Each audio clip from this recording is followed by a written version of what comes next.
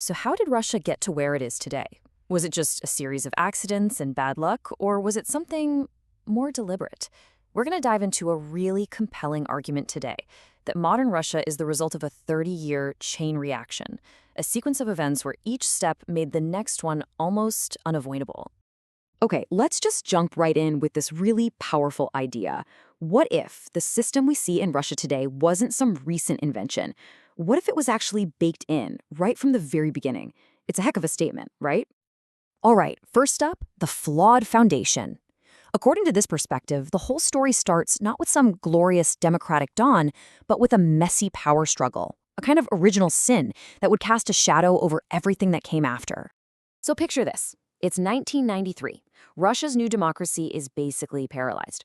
You've got President Boris Yeltsin over here trying to push through some really radical, painful reforms. And over here, you have a parliament that's dug in, blocking him at every turn. Instead of finding a compromise, Yeltsin decides to just dissolve the whole thing, a move his opponents called a flat-out coup. So how does this political standoff end? With debate? Negotiation? Nope. It ends with tanks.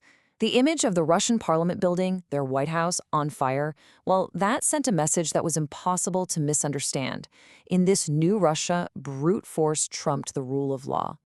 And right after the smoke clears, they rush through a new constitution. And this is absolutely key. It creates what's called a super presidency, giving the guy in charge an enormous amount of power.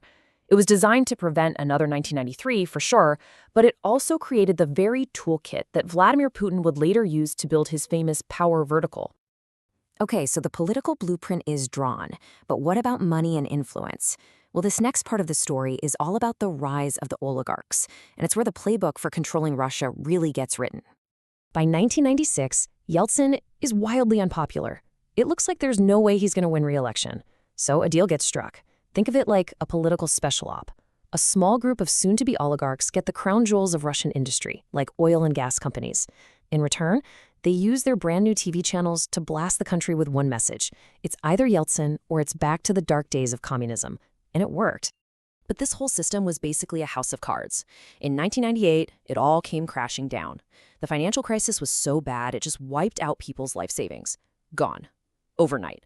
And for millions of Russians, the word democracy suddenly became synonymous with chaos and poverty.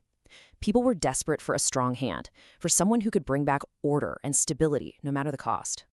Yeltsin's health is failing. His inner circle, nicknamed the family, is getting nervous. They need to find a successor who will protect them.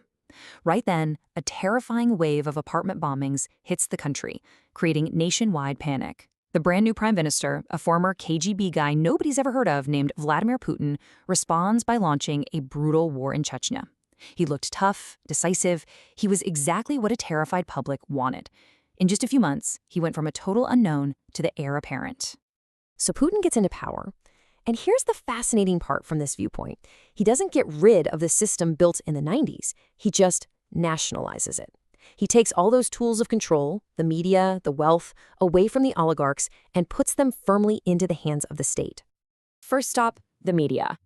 The TV channel NTV had been critical of the war in Chechnya. Well, it gets taken over by the state. The message couldn't have been clearer. From now on, there's only one voice on TV, and it's the Kremlin's. The same tool that put Yeltsin in power was now fully under state control. Next on the list, independent wealth. The arrest of Mikhail Khodorkovsky, Russia's richest man, was a huge public spectacle.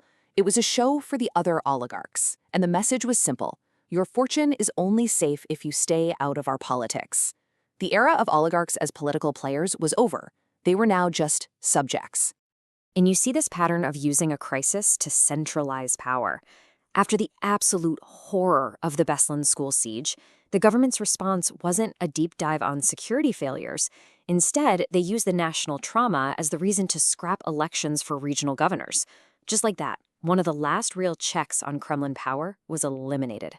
So this system runs pretty smoothly for about a decade. But then, around 2011, a new problem emerges. This time, it's from the urban middle class, the very people who had done well in the Putin years. Now they wanted something more than just stability.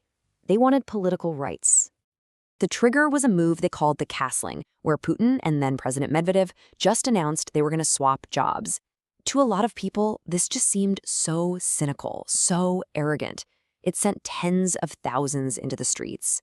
The old social contract, we give you prosperity, you stay out of politics, it was broken. Since the old deal was dead, the Kremlin needed a new one. And this is the big shift. The promise isn't about prosperity anymore. It's about protection. The new idea is that Russia is a fortress, under siege from enemies everywhere, both outside and inside, and only one strong leader can defend it. And in 2014, the annexation of Crimea was the perfect rocket fuel for this new Fortress Russia story. It created this huge wave of genuine patriotism that just completely swallowed up the urban protest movement.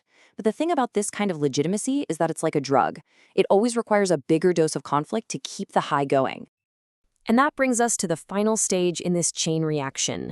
This is where the whole Fortress Russia logic drives the system to crush all internal dissent, paving the way for what this analysis sees as the inevitable final step.